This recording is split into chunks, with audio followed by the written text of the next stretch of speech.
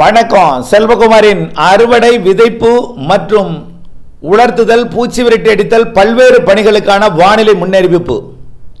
2025 September 20 சனிக்கிழமை மாலை நிலவர ஆய்வறிக்கை.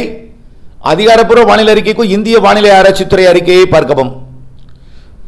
இப்போ அறுவடை விவசாயிகள் குழப்பம் அடைந்திருக்கிறார்கள். தினசரி இரவு மழை பொழிகிறது, எப்படி அறுவடை செய்வது? அதாவது 2-3 நாட்களுக்கு முன்பு, அதாவது ஒரு வாரத்திற்கு முன்பு என்ன விவசாயிகளிடம் இருந்த பேச்சுன்னா, மழையே பெய்யவில்லையே, இந்த ஆண்டு எப்படி விதைப்பது? வறட்சியில் கொண்டு போய் விட்டுவிடும் போல் தெரிகிறது, எனக்கு என்னமோ தெரியவில்லை மழை பெய்வதாக என்ற ஒரு பேச்சு இருந்தது. எங்கே? டெல்டா உள்ளிட்ட பல்வேறு வட உள் மாவட்டங்கள், பல்வேறு மாவட்டங்களில். இந்த நிலையில் கடந்த 2-3 நாட்களில் என்ன பேச்சுன்னா, இப்போ இப்படி கொட்டி தீர்க்கிறது, எப்படி விதைப்பது? ஆக இந்த வருடம் அதிகமாக மழை பெய்யும் போல் தெரிகிறது, எப்படிப்பட்ட பயிரை சாகுபடி செய்யலாம் என்று மாறிவிட்டது அப்படியே பேச்சு. ஆனால் தென்கோடி மாவட்டம் ராமநாதபுரத்திற்கு தெற்கே வறட்சி வந்துவிடும் போல் இருக்கிறது என்று இன்னும் அவர்கள் மனநிலை கஷ்டமாக தான் இருக்கு. அவர்களுக்கு எல்லோருக்கும் சூழ்நிலைக்கு ஏற்ப தன் மனம் மாறிக்கொண்டிருக்கிறது. அது உண்மைதான். மழை பெய்தால் பெய்து கொண்டே இருக்கும் என்று அவர்கள் மனம் சொல்கிறது, வெயில் அடித்தால் வெயில் அடித்துக் கொண்டே இருக்குமோ என்றும், அதே போல வறட்சி வந்து விடுமோ என்ற ஒரு குழப்பமெல்லாம் இருந்துட்டே இருக்கு. இப்போ அறுவடை விவசாயிகளுக்கு எப்படி அறுவடை செய்வது? விதைப்பு விவசாயிகளுக்கு இப்படி தண்ணீர் தேங்கியே இருந்தால் எப்படி விதைப்பது என்று ஒரு பெரிய கேள்வி. இதில் குறிப்பாக வேதாரண்யம் பகுதியில் எப்பொழுதுமே வயலில் தண்ணியே தேங்காது, மணல் பாங்கான பகுதி, அங்கேயே தண்ணி தேங்கி கிடக்கு, இப்போ விதைக்க முடியல. ஆகவே எப்பொழுது விதைக்கலாம் என்கின்ற கேள்வியாகிவிட்டது. கடந்த 4 நாட்களுக்கு முன்பு விதைப்பிற்கு போதுமான தண்ணி இல்லை, ஈரம் இல்லை, தூறல் கூட இல்லை என்ற ஒரு மன கஷ்டம். இப்போ எப்போ அறுவடை செய்யலாம் அப்படிங்கிறத முதல்ல பார்ப்போம். நல்லா பாருங்க, அறுவடைக்கு பகல்ல இடையூறு கொடுக்காது மழை, மாலையிலேயோ அல்லது இரவுலையோ தான் வரும். எல்லா மாவட்டங்களுக்கும் இருக்கு, அதாவது மதுரைக்கு வடக்கே உள்ள எல்லா மாவட்டங்களுக்கும் இருக்கு. 21, 22 நாளை மறுநாள் கொஞ்சம் கூடுதல் பரப்பில் இருக்கு. இன்றைக்கு இப்பொழுது பார்த்தீங்கன்னா திருப்பத்தூர் மாவட்டத்திலிருந்து திருப்பத்தூர், வேலூர், ராணிப்பேட்டை, திருவண்ணாமலை மற்றும் விழுப்புரம், செங்கல்பட்டு, செய்யூர் இந்த பகுதியெல்லாம் கனமழை பிடிப்பை கொடுத்து வருது.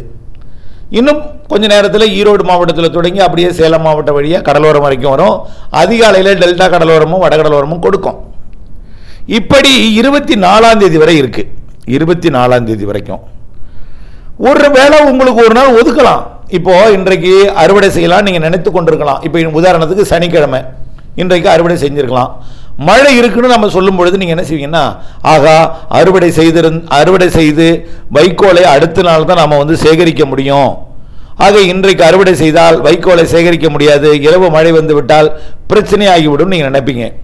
ஆனால் அந்த இரவு உங்களுக்கு ஒதுக்க கூட வாய்ப்பு இருக்கு, புரியுதுங்களா? அப்படி ஒதுக்கினால் நீங்க அதுக்காக இந்நேரம் அறுவடை செய்திருக்கலாமே, நாளைக்கு நம்ம அந்த வைக்கோலை கட்டி இருக்கலாமே, ஆக நேரத்தை வீணடித்து விட்டோம் என்று மட்டும் நினைக்க கூடாது. வாய்ப்பாகத்தான் இது எல்லாமே சொல்றேன். ஆனால் அந்த மாவட்டத்தில் அருகே பெய்யும், ஒதுக்குதலுடன் இருக்கும். ஆனால் 24ஆம் தேதி வரை மழை இருக்கு. பகல்ல நீங்க அறுவடை செய்யலாம், தானியங்களை நீங்கள் பாதுகாத்திடலாம். ஆனால் இரவிலே மழைக்கு வாய்ப்பு இருக்கு, ஒதுக்குதலுடன் ஒதுக்கி பெய்யும். ஆனால் கூடுதல் பரப்பில் இருக்கு, 21, 22 கூடுதல் பரப்பில் இருக்கு. 24ஆம் தேதி வரைக்கும் மழை இருக்கு. அப்ப என்ன செய்யணும்? அன்றைக்கு முடிந்தால் வைக்கோலையும் நெல்லையும் பாதுகாத்துடணும். இல்லையா 25ஆம் தேதியிலிருந்து நீங்க அறுவடை செய்யுங்க. சரி, 25 அறுவடை செஞ்சா 26 வாய்ப்பு இருக்கே, அதுவும் வாய்ப்பு இருக்கு. 26ஆம் தேதி மாலையில மழை வாய்ப்பு இருக்கு. 25 இரவு தான் மழை இல்லை, ஆனால் 26 மாலை வாய்ப்பு இருக்கு. அப்ப என்ன செய்யணுங்க? 25 காலையிலிருந்து அறுவடையை தொடக்கி 25 இரவுக்குள்ள நெல் தானியங்களை சேமித்து விட்டு 25ஆம் தேதி இரவு மழை இருக்காது, 26ஆம் தேதி மாலைக்குள் நெல்ல சரி வைக்கோலை நீங்கள் பாதுகாத்துடணும். இப்ப நல்ல வாய்ப்பு தான் சொல்றேங்க, 25, 26. ஆனால் 26ஆம் தேதி மழை வாய்ப்பு தெரியுது, 26 இல்லைன்னா 27 தெரியுது. ஏன்னா அப்ப நிகழ்வு கரை கடக்கும். ஆந்திர பிரதேசத்தில் கரை கடக்கும் போது ஓடிக்கொண்டிருக்கூடிய காத்துல ஒரு தொய்வு ஏற்படும். தெற்கு காற்று நுழையும், மேற்கு காற்று நுழையும், இருகாற்று சந்திப்பு ஏற்படும். அதனால கொஞ்சம் மழை இருக்க வாய்ப்பு இருக்கு. 26 27 எப்போ இருந்தாலும் இரவு தான். அது நீங்கள் தொடர்ந்து பகலில் மழை இருக்கு இல்லை, பகலில் மழை இல்லை, அறுவடை செய்யலாம். மாலையிலேயோ இரவுலேயோ வரும். காலையிலேருந்து மாலை வரைக்கும் உங்களுக்கு நல்ல வாய்ப்பு தினசரி இருக்கும். ஆனால் இரவு மழை உண்டு 24 வரைக்கும். 26 இரவு தெரியுது, இல்லைன்னா 27 இரவு இருக்கும். அதுக்கு அடுத்தது எப்படின்னா இடையில குழப்பங்கள் இருக்கும், தெளிவா பிரைட்டா இருக்காது. என்ன ஆந்திர பிரதேசத்தில் புயல் கரையை கடக்க போகுது, ஆழ்ந்த காற்றழுத்த தாழ்வு மண்டலமாவது கடக்கும். அப்போ ஆந்திர பிரதேசத்தில் நிகழ்வு கரையை கடக்கும் போது கண்டிப்பா தென்னிந்தியாவில் மேகமூட்டம் இருக்கும். கன்னியாகுமரியில் மழை இருக்கும், மேற்கு தொடர்ச்சி மலையில் மழை இருக்கும், மேற்கு இருந்து மேகம் வரும், அங்கிட்டு அங்கொன்றும் இங்கொன்றும் தூறல் போடலாம், குழப்பமான மேகங்கள் இருக்கும், எல்லாம் இருக்கும். பிரைட்டா வெயில் இருக்காது. மேற்கு தொடர்ச்சி மலை, மேற்கு அரபிக்கடலிருந்து காத்து இருக்கும். ஆகவே குழப்பமான வானிலைக்கிடையே நீங்கள் அறுவடை செய்யலாம். 25லேருந்து 4ஆம் தேதி வரைக்கும் இடையில ஒரு நாள் மழை இருக்கு. அதில் 26 27 இருக்கும் மாலையில் இரவில். சரி, 4ஆம் தேதி அடுத்த நிகழ்வு நல்லா புரிஞ்சுக்கங்க. அதில் ஏன் இப்போ 4ஆம் தேதி எல்லாம் சொல்கிறேன்னா அடுத்த மாதத்தை தான் நிறைய பேருக்கு அறுவடை வருது.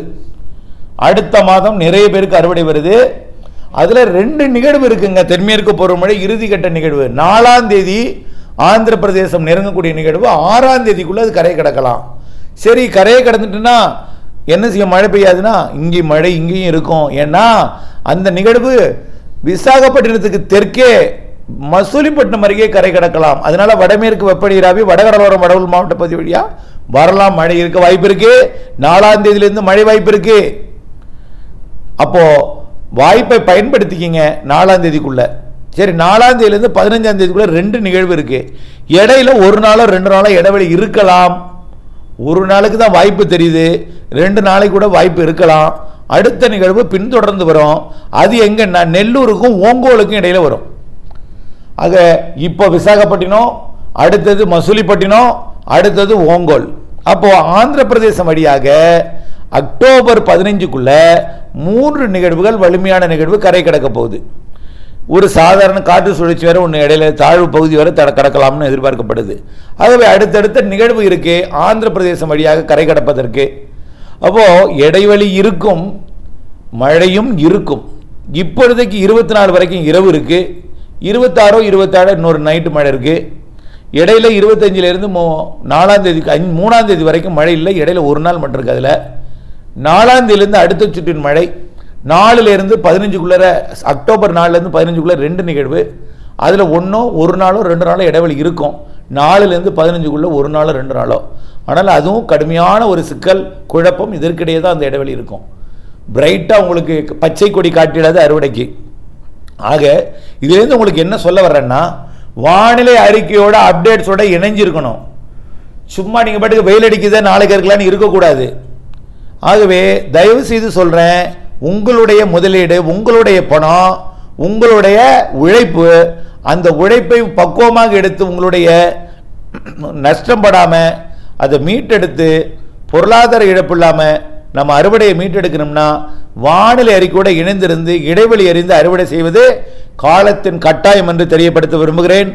5 நிமிடம் இதற்காக ஒதுக்குங்கள். வானிலை அறிக்கைக்காக வரக்கூடிய வடகிழக்கு பருவமழையில் நிறைய இருக்கு. திட்டமிடுதல் என்பது மிக மிக முக்கியம். திட்டம் தீட்டுவது அறிக்கை பார்த்து மழை நீரை சேகரிக்க வேண்டும். அன்போடு கேட்டுக்கொள்கிறேன். நன்றி.